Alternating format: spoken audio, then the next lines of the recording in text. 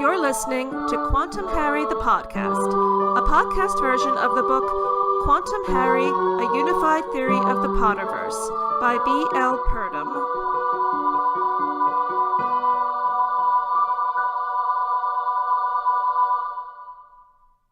Episode 32, The Mirror and the Stone. This episode is the second part of a 2-episode arc examining tarot imagery in Harry Potter and the Philosopher's Stone.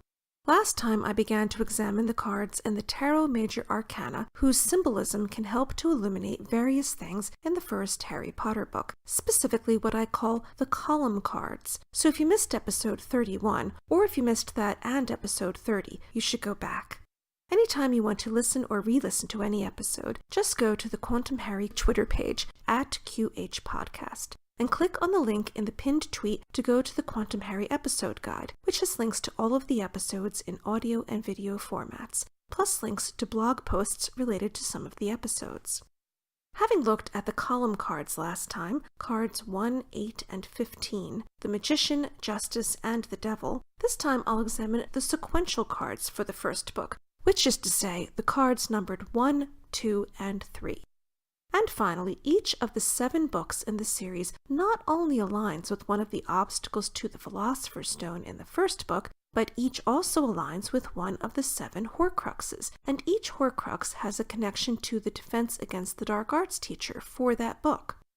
Examining the tarot symbolism linked to each book can shed clearer light on these alignments, some of which are not as clear without this symbolism as a guide. I also want to encourage everyone to take a look at the images on the Quantum Harry blog, on my Instagram account, on the Quantum Harry Pinterest board, or the Quantum Harry Facebook group, which might make it easier to picture what I'm talking about when I refer to the symbolism on the tarot cards, though I'm attempting in the podcast to describe these images in adequate detail. You may also find it helpful to re-listen to the episode when it's available on YouTube, so you can see the images I'll include in the video. The Justice card, number 8 in the Tarot Major Arcana, is in the Realm of Equilibrium, the name for the middle of the 3 horizontal rows of cards in the Tarot Major Arcana. The first 7 cards in the top row are known as the Realm of the Gods. In this first row are the cards numbered 1 through 7, the Magician, the High Priestess, the Empress, the Emperor, the High Priest, sometimes called the Hierophant or the Pope, the Lovers, and the Chariot. The seed card for this book is the Magician, card number 1. The Magician is often depicted with an infinity sign somewhere on the card, whether it's floating over his head or he's wearing a hat that looks like a squashy sideways number 8. And many versions of this card also show the Magician wearing an Ouroboros belt, which is the Greek word for the image of a snake eating its own tail, a symbol of infinitude. These symbols point to the Magician being the epitome of both wholeness and potential power. In the first Harry Potter book, Quirrell says, "There is no good and evil, only power, and those too weak to seek it." Even though we see throughout the series that it takes more strength to refrain from seeking power than to pursue it, which Dumbledore knows, and at which he ultimately fails when he puts on the Cursed Ring Horcrux, because it's set with the Resurrection Stone. Power being neutral, needing someone to use it in a good or evil way, is epitomized by the Magician card with its many powerful symbols. The Philosopher's Stone can also be used for good or for evil.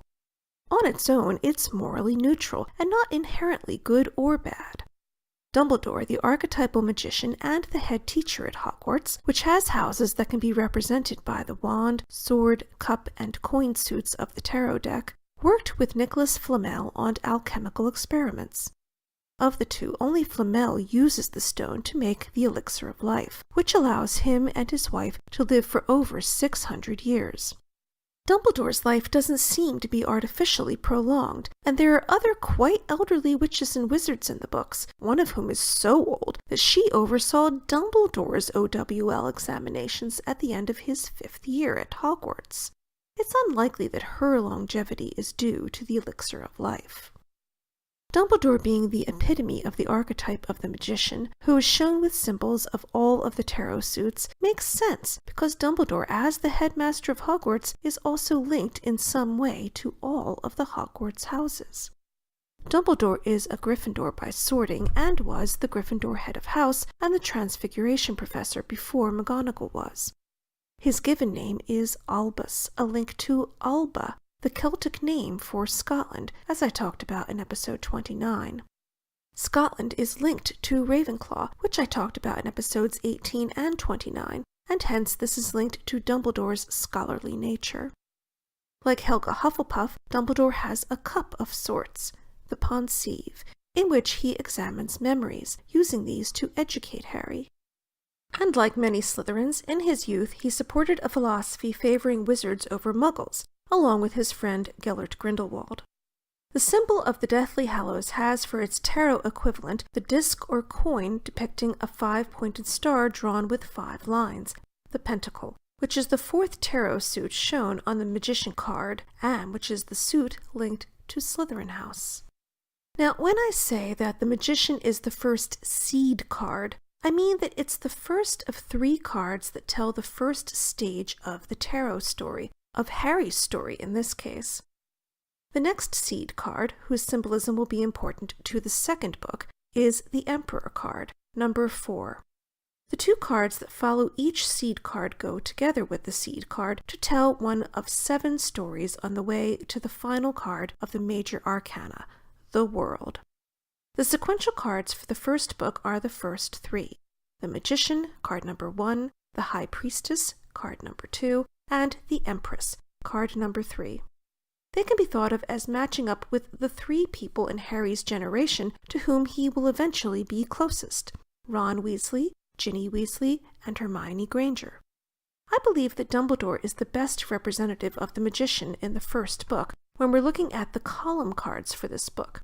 But Ron has many things in common with Dumbledore, as I talked about in episode 2, This Old Man. It's no coincidence that they both embody the archetype of the wise old man, the ruling archetype for the first book, which is equivalent to the tarot archetype of the magician. Ron introduces Harry to new information and experiences in a world familiar to Ron, but he does this in a less didactic and pedantic way than a teacher would. He's also the chess master, as opposed to the headmaster. This ability and his selfless sacrifice during the life-size chess game distinguish him in the first book of the series. Ginny doesn't appear much in the first book, but when she does, waving goodbye to her brothers and to Harry on the train, she is the embodiment of the High Priestess, the second card, which is equivalent to the archetype of the Maiden, as I talked about in episode 3, Iron Maiden. At the train station, Ginny, the representative of the archetypal maiden, is seeing Harry off on a new part of his life. Her introduction at the start is key because she is, in the long run, his equal and counterpart. In Jung and Tarot, An Archetypal Journey, Sally Nichols writes, "The High Priestess is the epitome of woman, spiritual descendant of goddesses like Isis, Ishtar, and Venus, of the Virgin Mary and Sophia, divine wisdom." Even though Ginny barely exists in the first book, she will rule the column governing the second book in the series, the book ruled by the archetype of the Maiden, and also ruled by the equivalent tarot archetype, the High Priestess. I already examined the cards that link to the Magician card in the last episode, namely the Wheel of Fortune card, number 10, because 1 plus 0 equals 1, the number of the Magician card, and the Sun card, number 19, because 1 plus 9 equals 10, and then 1 plus 0 equals 1. There are also links between the High Priestess card and 2 others, Strength, card number 11, because 1 plus 1 makes 2, the number of the High Priestess, and Judgment, card number 20, because 2 plus 0 equals 2. The Strength card usually shows a woman taming a lion, which could be considered another image of the formidable High Priestess. Alternately, we could focus on the lion, the symbol of Gryffindor, and the way that it's being held in check and controlled by this unknown person, just as Harry must now learn to control his magic and follow school rules in order to learn what he needs to know to join the wizarding world. Card number 20, Judgment, often shows dead bodies rising from what appear to be open graves, presumably on Judgment Day, a reference to the Book of Revelation in the Bible. This could refer to Harry's resurrection after 3 days, following Dumbledore bringing him out of the symbolic underworld where the Philosopher's Stone was being protected. The High Priestess's link to the first book is that she, like the archetypal maiden, is about new beginnings and entering a new world, plus secrets and mysteries, which abound at the start of the series. Ginny as a character is the embodiment of the High Priestess, but she doesn't need to be present for this card to have this meaning in connection to the first book in the series. Hermione, in contrast to Ginny, is very present in the first book after the troll incident. She is a clear embodiment of the Empress, card number 3, which is equivalent to the mother archetype. She is a mother figure to Harry, as I talk about in episode 4, Mother May I. She keeps his nose to the grindstone and is concerned with new life and growing things, which is important when she is the one who knows how to get past Devil's Snare because she paid attention in herbology lessons. After she solves Snape's potions riddle, she gives Harry a motherly hug and a speech of encouragement to gird him for confronting the archetype of the devil, the bottom card in the first column, and assuring that justice is done, justice being the middle card in the first column, represented by Harry, the liminal being, someone who has a foot in 2 worlds, the Muggle world and then the Wizarding world, as well as being someone who eventually literally dies and is resurrected, though his death and resurrection is only symbolic in the first book. 2 cards are linked to the Empress card. The Hanged Man, card number 12, because 1 + 2 = 3, the number of the Empress card, and the World, card number 21, because 2 + 1 = 3. But perhaps because these are only numerically linked, the symbols on these cards seem to connect only faintly to this book. The Hanged Man, card number 12, depicts a man being hung upside down over an open pit, not someone with a hangman's noose around his neck, as you might expect from the name. This card is also called the Traitor, Il Traditore in Italian decks, because hanging someone upside down was called baffling, and this was specifically a punishment for traitors.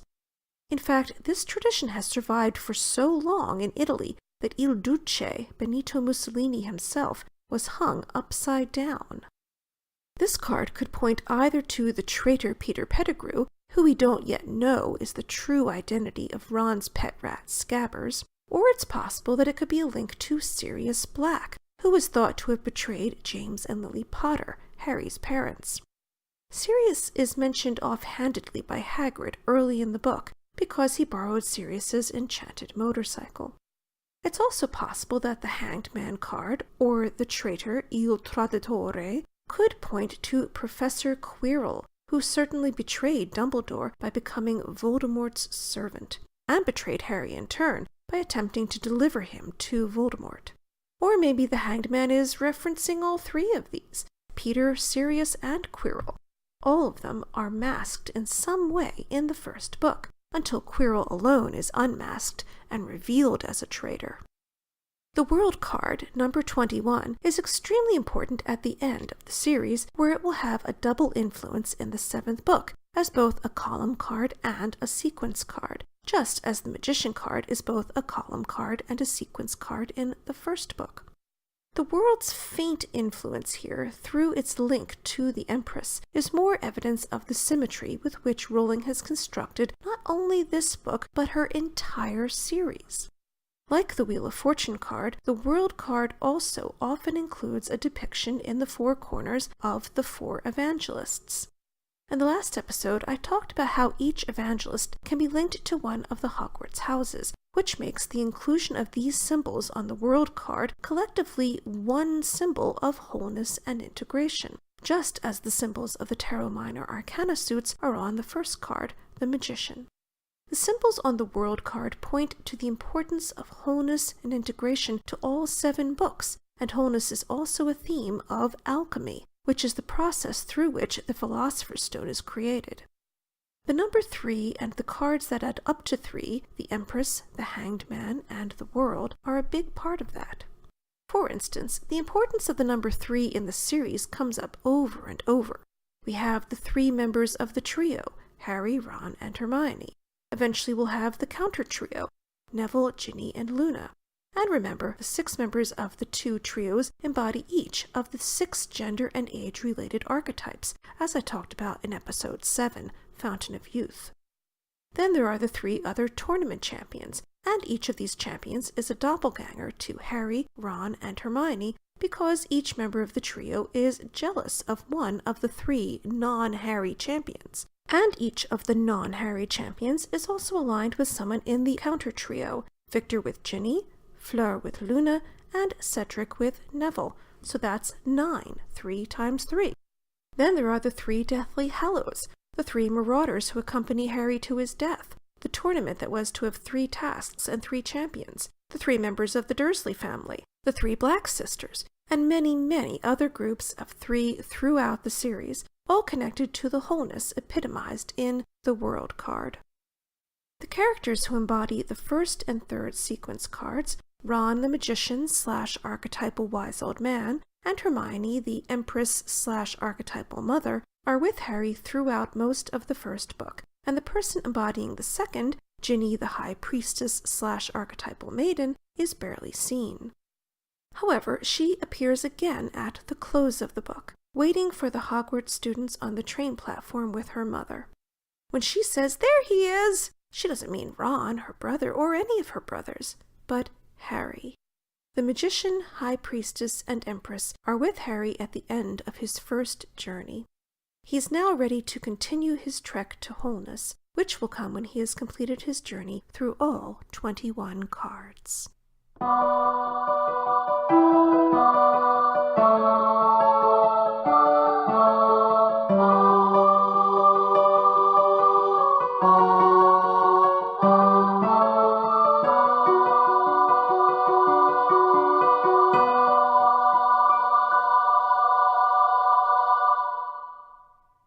In episodes 2 through 9, I looked at how Harry steps into the shoes of the character best embodying the ruling archetype for each of the 7 books, the archetypes being, in order, the wise old man, the maiden, the mother, the father, the crone, the youth, and the liminal being. In episodes 10 through 29, I looked at how each book aligns with one of the game-like obstacles to the Philosopher's Stone in the first book, as well as each book aligning with one of the thresholds that Harry crosses with Hagrid or with his help in the first book. Now that we're in part 3 of Quantum Harry, I'll examine how each book also aligns with one of the 7 Horcruxes, which is in turn tied to each book's defense against the dark arts teacher. I didn't look at this set of alignments earlier because it's easiest to understand which Horcrux goes with which book when the tarot cards for each book are used as a kind of guide. Let's look again at what's going on at the end of the first book in the series. 3 entities in the chamber with Quirrell / Voldemort align with the Deathly Hallows. The Philosopher's Stone is like a doppelganger to the Elder Wand, which are both items Voldemort is pursuing in the 1st and 7th books to increase and maintain his power.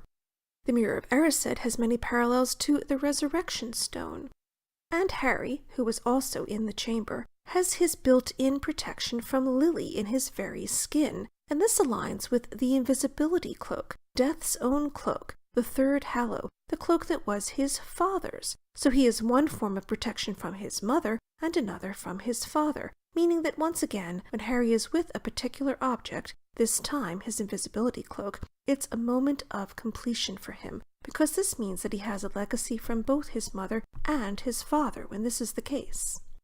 However, the reason that the Horcrux that aligns with the first book is the ring containing the Resurrection Stone is because this stone and the Philosopher's Stone are like 2 sides of the mirror of life and death, and together they make a whole.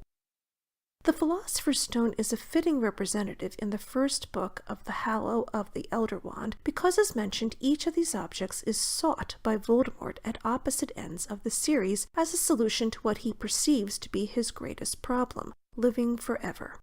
But when it comes to the 2 stones, The Philosopher's Stone is used to brew the elixir of life, while the Resurrection Stone allows someone to bring back a shadowy version of a person who has died, but who definitely isn't alive again. Undead is an appropriate label for someone brought back this way. The ring with the Resurrection Stone is a legacy for Harry from Dumbledore, given to him inside the snitch that Harry catches in his first Quidditch match, which is very likely to be the real reason that J.K. Rowling has Harry play Quidditch in his first year, rather than waiting for his second. This first match, which is against Slytherin, is another element of the first book reflected in the last, when Harry plays his final match, a metaphorical one against the Slytherin Voldemort, this time catching the Elder Wand like a snitch, just as he catches the Philosopher's Stone from the mirror. This comparison is furthered by Harry having no desire to keep the Elder Wand, just as he has no desire to use the Philosopher's Stone. All he wants to do with the Elder Wand is to repair his original wand, and then put the Elder Wand back in Dumbledore's tomb, where it will eventually be without a master if Harry dies a natural death, or if no one, for the rest of Harry's life, disarms him. Dumbledore, who embodies the magician, which is both a column card and the seed card for the first book, is linked to both the Philosopher's Stone, since he helped create it, and the Resurrection Stone, which he took from an enemy, and which ultimately leads to his drawn-out death, until Snape kills him as an act of mercy. Dumbledore is also linked to the Elder Wand, having taken it from Grindelwald. Now, all of what I just said is good reason for the ring with the Resurrection Stone to be the Horcrux that aligns with the first book. But what does any of that have to do with tarot, or with Quirrell being the defense against the dark arts teacher in the first book?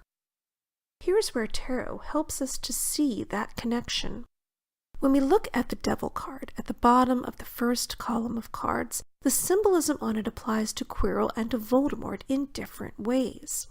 Quirrell himself is not the devil on the card. That's Voldemort. In episodes 12 through 14, when I examined Chamber of Secrets as J.K. Rowling's version of Little Red Riding Hood, I talked about the many parallels between wolves in Nordic mythology and snakes in the Bible, which are linked to the devil. In episodes 14 and 26, I also talked about the Voldemort name game, in which you don't want to accidentally say his name and summon him, just as people once avoided saying the devil's name and used other nicknames instead. If anyone embodies the archetype of the devil, card number 15, it's definitely Voldemort. So if Quirrell isn't the devil, but he's on the devil card, who is he? He's one of the chained servants. He calls Voldemort master and fears his wrath. And what are chains made from? They're made from rings. The Resurrection Stone could have been set into any kind of jewelry or ornament, or left without a setting, but Rowling chose this link, so to speak, to Harry's first defense against the dark arts teacher, which is easiest to see when we examine the connection of the Tarot Major Arcana cards to each book. You've been listening to Quantum Harry the Podcast, a podcast version of the book Quantum Harry, A Unified Theory of the Potterverse by B.L. Purdom.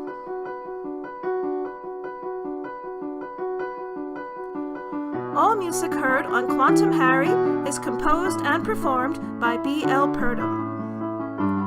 Whether you're streaming on iTunes, Stitcher, Castbox, or another podcatcher, please leave a rating and/or a comment and share episodes of Quantum Harry with your friends. Next time on Quantum Harry, episode 33, The Inverted Tower of Secrets, the beginning of a 2-episode arc about tarot imagery in Harry Potter and the Chamber of Secrets. I hope you'll join me.